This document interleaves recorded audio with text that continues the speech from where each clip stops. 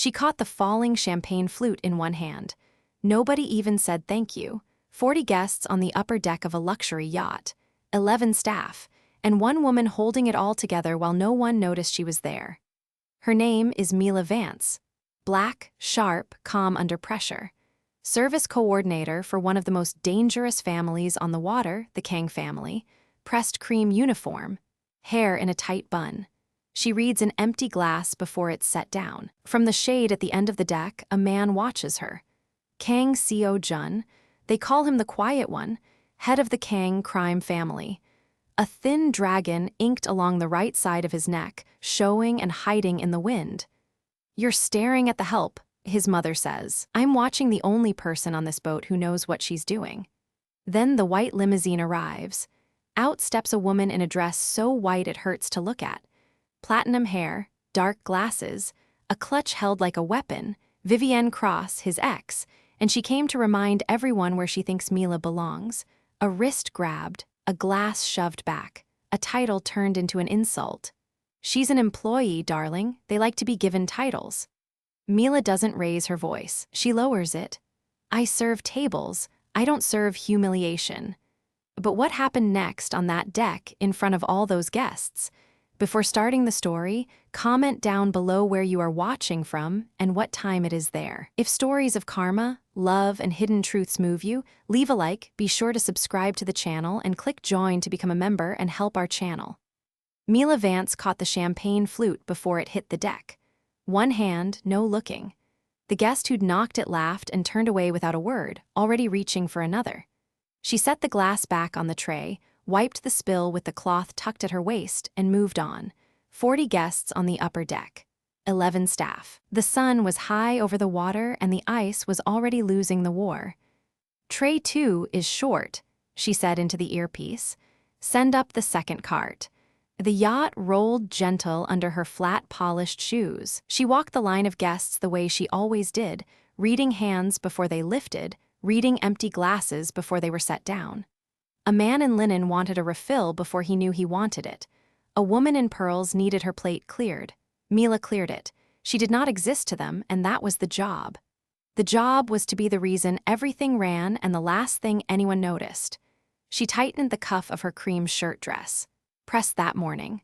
Always pressed. From the shaded end of the deck, Kang Seo-jun watched her. He stood apart from his own party, a glass of something untouched in his hand, the open collar of his pale linen suit moving in the wind.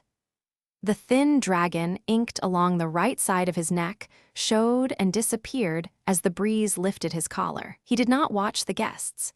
He watched the woman in the cream dress redirect a waiter with 2 fingers, catch a falling napkin, soothe a complaint before it became one. His mother leaned toward him under the wide brim of her sun hat. "You're staring at the help." "I'm watching the only person on this boat who knows what she's doing," he said. "Mrs." Kang followed his eyes, found nothing of interest, and returned to her conversation about a guest who had not yet arrived. Mila felt the weight of being looked at. She always did. She had learned, years ago, the difference between a guest who wanted something and a man who was measuring her. This was the second kind. She did not look back. She straightened a row of glasses that did not need straightening and told herself the thing she told herself every morning before she pinned her hair. They see the uniform. Let them. If they only ever saw the uniform, they could never take anything else. Coordinator. A junior staffer, voice tight in her ear. The matriarch wants the welcome tray ready. The special guest is here. Mila turned toward the gangway. A white limousine had pulled to the edge of the marina, and out of it stepped a woman in a dress so white it hurt to look at. Platinum hair, not a strand loose. Dark sunglasses. A designer clutch held like a weapon. She moved up the gangway as if the deck had been laid down for her arrival, and maybe in her mind it had. "Mrs." Kang rose with both hands out. "Vivienne." "Came?" "For you," Vivienne Cross said, kissing the air beside the older woman's cheek. "Only for you." Her eyes were already past her, scanning the deck, finding Seo-jun where he stood. Her smile sharpened into something private and certain. Mila lifted the welcome tray and crossed to them. Cold towel, sparkling water, a single orchid, the way she had served 100 guests before. "Welcome aboard," Mila said. Vivienne took the water without taking the woman. She drank, looked at Seo Jun over the rim, and let the silence say what she meant it to say. He did not move toward her. That registered on her face for half a second before the polish came back down. Seo Jun, she lowered the glass. You let your mother drag you out to sea. She likes the water, he said. That was all. Mila had heard men give more warmth to a parking valet. She stepped back to leave them to it, and Vivienne's hand closed around her wrist. Wait. Vivienne studied her, head tilted, the way one studies a stain to decide if it's worth the trouble. I know you, don't I?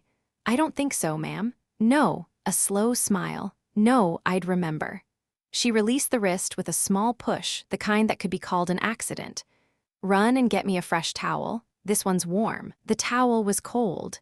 Mila knew it was cold. She had folded it herself off the ice.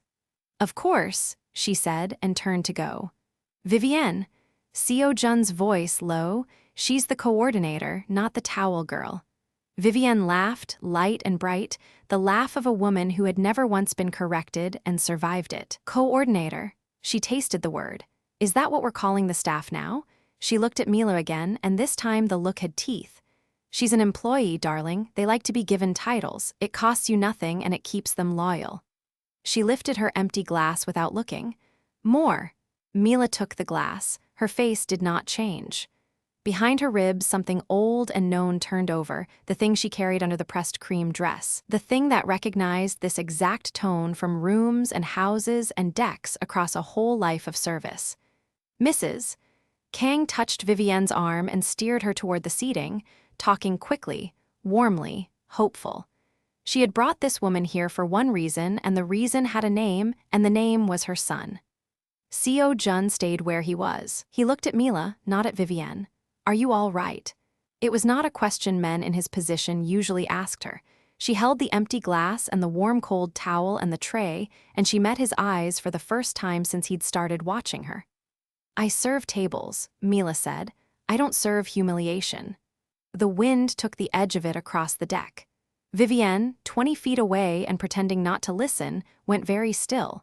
Seo Jun heard it. He was 40 feet up the deck, near the rail, a glass of water sweating in his hand, and he heard every word. He didn't turn his head. He'd learned a long time ago that the way to watch a person was not to look at them, so he watched Mila in the reflection of the cabin glass instead. She didn't flinch after she said it. She straightened a napkin that didn't need straightening, touched her earpiece, murmured something to a server by the bar. The line of guests at the buffet kept moving. Nobody else had heard. That was the thing about Mila, she could draw a blade and sheath it in the same breath, and the party never stopped. Vivienne was still pretending to study the horizon. The smile had come back, but it sat wrong on her face now, like a picture hung an inch off level. Seo Jun set the glass down. He'd been told about Mila Vance before he'd ever spoken to her. His mother had mentioned her once, dismissively, the way she mentioned weather.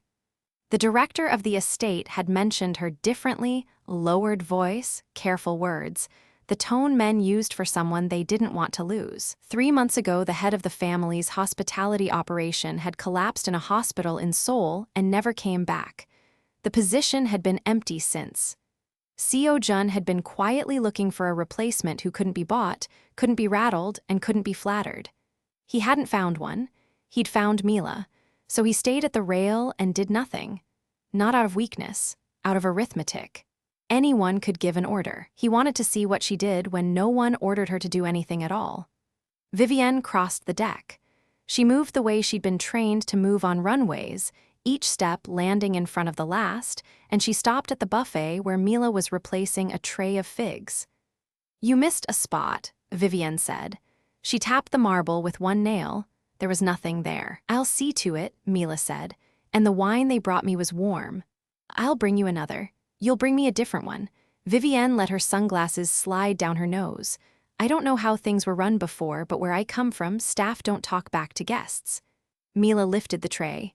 Where I come from, she said, guests don't lie about the wine. It was quiet. It was almost gentle, and it landed like a hand on a throat. Vivienne's jaw tightened. A woman in pearls a few feet away, Mrs. Kang, watching her son's ex with the soft hope of a mother who'd already chosen sides, laughed at something, and didn't notice. "You think the bun and the steady little voice make you classy," Vivienne said, lower now. "It doesn't. Class is something you're born into. You can wear the uniform, you'll never wear the name." "Class isn't bought," Mila said. "And it isn't inherited. It's how you treat the person carrying your wine." She walked away before Vivienne could answer. Not fast, just away. Seo Jun watched her go, watched the reflection of Vivienne standing alone at the buffet with both hands flat on the marble, and for the first time in a long time, something in his chest moved. He didn't name it.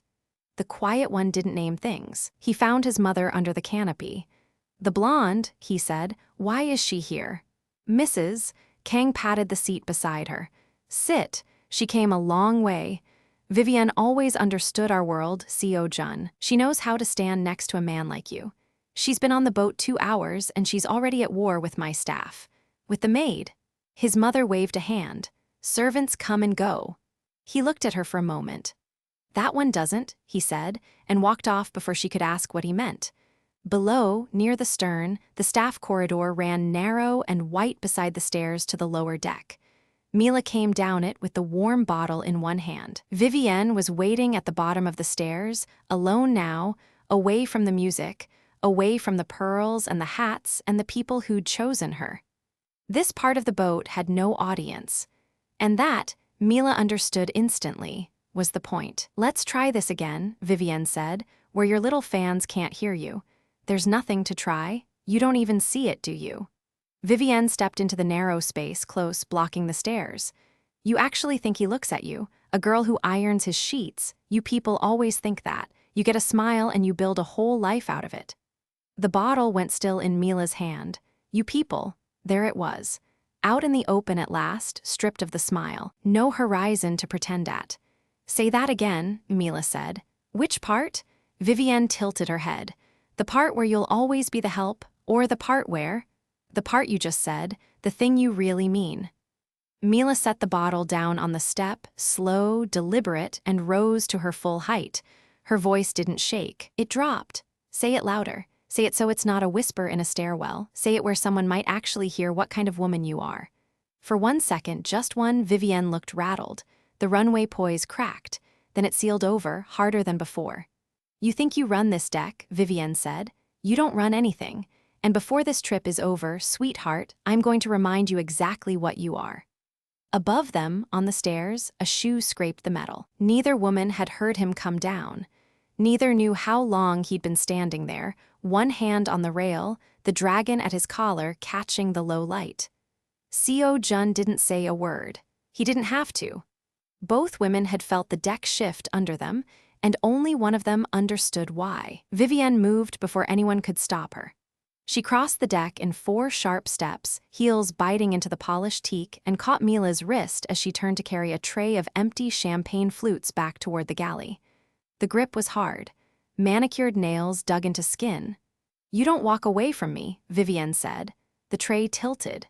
2 glasses slid, caught at the rim, held.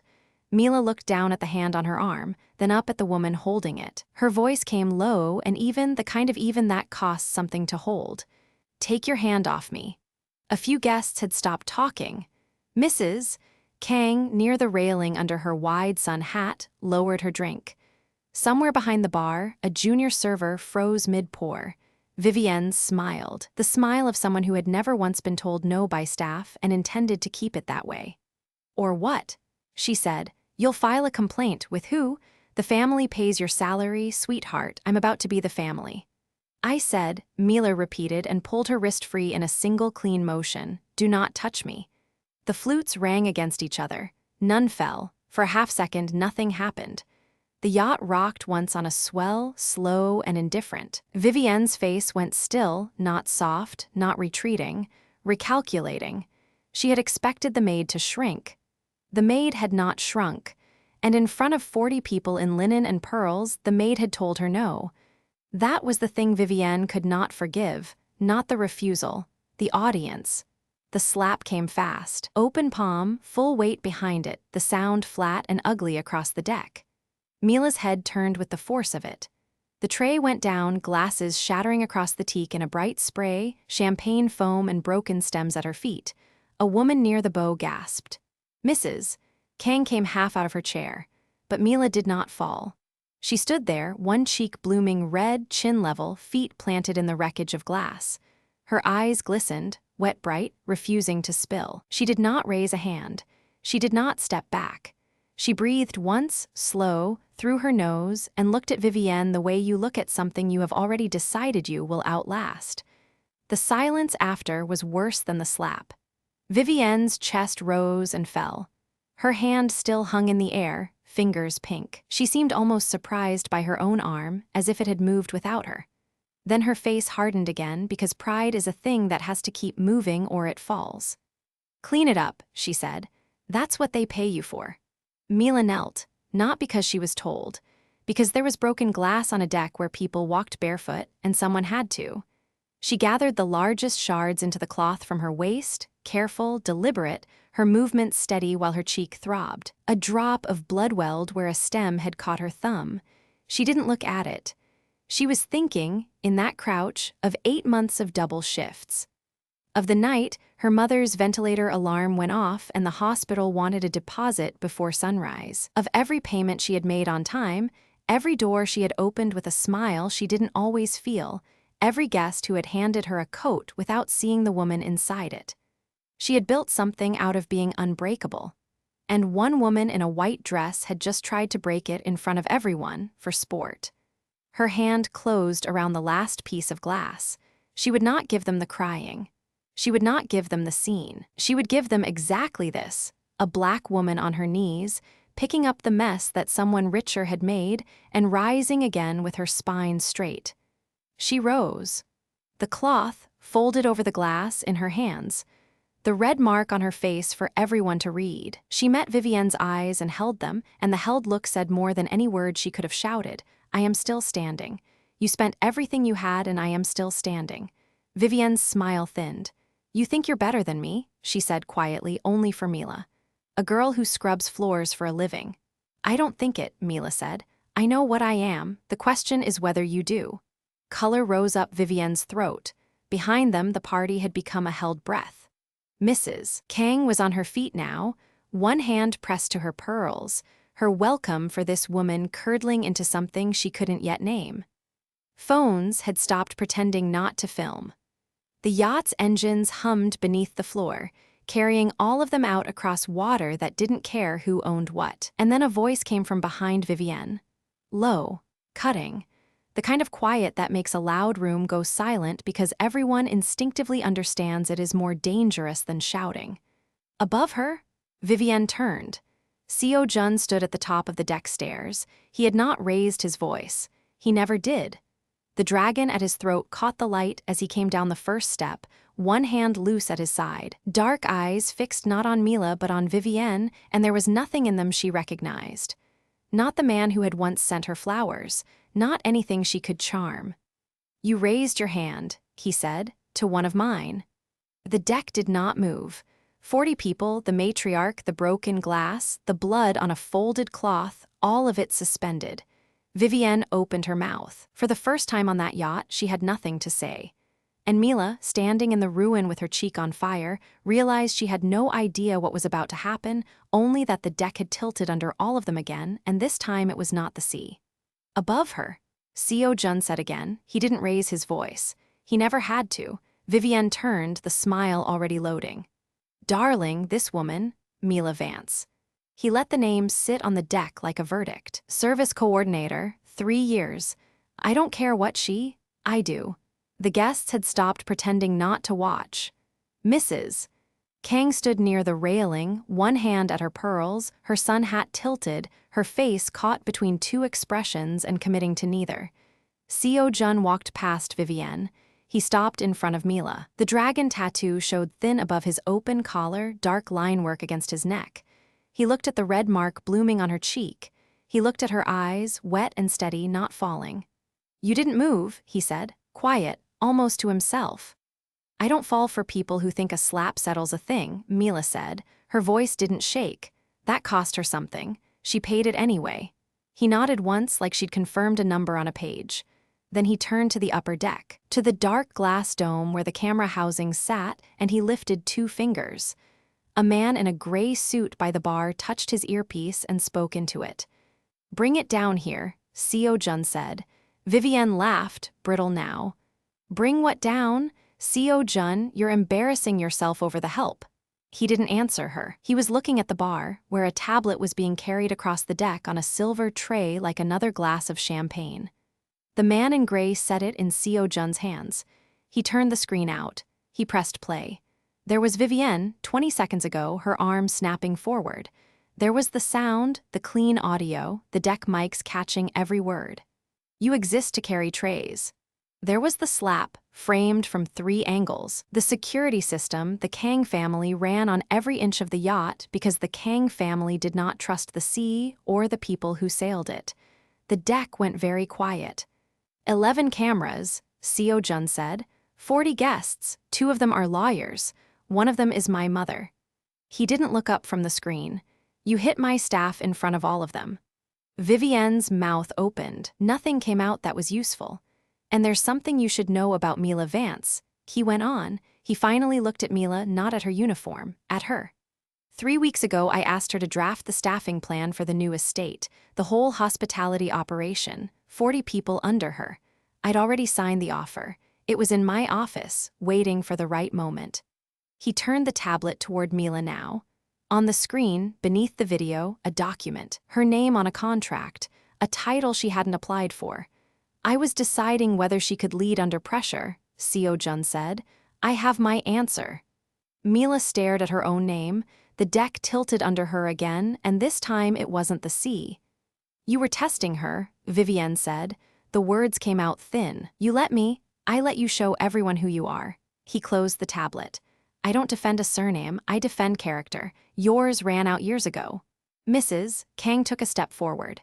"Seo Jun," she started, the old hope still in her voice, the dream of a reconciliation with the beautiful blonde from before. "Mother." He didn't soften, but he didn't cut her either. "Look at the screen if you want to remember why I left."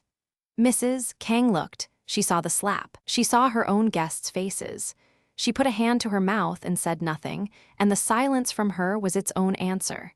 Seo Jun turned to the man in gray. "Vivienne is leaving, now.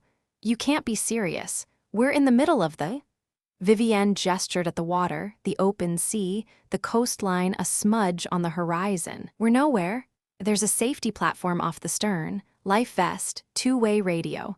A tender's already been called." He checked the expensive watch on his wrist, the one that cost more than the salary she'd just mocked. 40 minutes, maybe 50. "You are not putting me on A. I'm not putting you anywhere. You put yourself there." He nodded to the crew. They were gentle. They were also immovable. Vivienne, in her pristine white dress, her gold, her designer heels, was walked to the stern and helped down onto the small floating platform, the orange life vest pulled over her shoulders by hands that had served her champagne an hour ago. The radio was clipped to the vest. The designer sunglasses stayed on. They were the only thing she had left to hide behind. The yacht didn't speed away. It simply, slowly, left her there, a white shape on an orange square, shrinking, radio crackling, the sea perfectly calm. Nobody clapped. That would have been beneath the Kang family. The guests simply turned back to their glasses, and the turning away was worse for Vivienne than any noise. Seo Jun handed Mila a cloth napkin for her cheek. "Sit down," he said. "You're done carrying trays today." She didn't sit. "I'll finish my shift." He looked at her for a long second. Then, almost the corner of his mouth moved. "Of course you will." The next morning, the contract was on the table in his office, turned to face her chair, Director of Hospitality. The number under it made her read it twice, the way she'd read everything important in her life twice. "Why?" Mila said. Not a question, a test of her own. Not pity. Seo Jun didn't look up from his coffee. "I don't promote out of pity. Competence is rare, yours isn't." He slid a pen across the desk. "The rest is just paperwork." She signed it. Her hand didn't shake this time. Months later, the yacht ran a summer charter under a sharper sky, and Mila Vance stood on the upper deck in a tailored deep-tone blazer, a two-way radio clipped at her waist, her hair polished, her posture the posture of someone who owned the air she stood in. A young staffer named Tasha Brooks hurried up beside her, braids pulled back, earpiece in, wearing the light service uniform Mila used to wear. A guest had snapped at her below deck. Tasha's eyes were bright and uncertain. "What do I do?" Tasha asked. "He said I'm just—" "You serve excellence," Mila said, watching the water. "You don't serve humiliation, that's the director's rule." She turned, and her gaze was steady and the deck did not tilt. "Now go run my deck." If you want to watch all the stories without any ads and also get access to bonus scenes, extended epilogues, and exclusive spicy chapters, head over to our Patreon. Scan the QR code on the screen. The link is in the description or in the pinned comment. See you there. If this story moved you, stop for a moment and reflect. Have you ever worn a uniform that made people forget you were a person? Have you ever stayed calm while someone tried to remind you of your place and held your dignity instead of your tongue? And when the truth finally came out, did the people who looked down on you ever see what they'd missed? Tell us your experiences and feelings in the comments. We read them all. And if you believe in stories about dignity, competence, and quiet justice, leave a like, be sure to subscribe to the channel, and click join to become a part of our community and help the channel.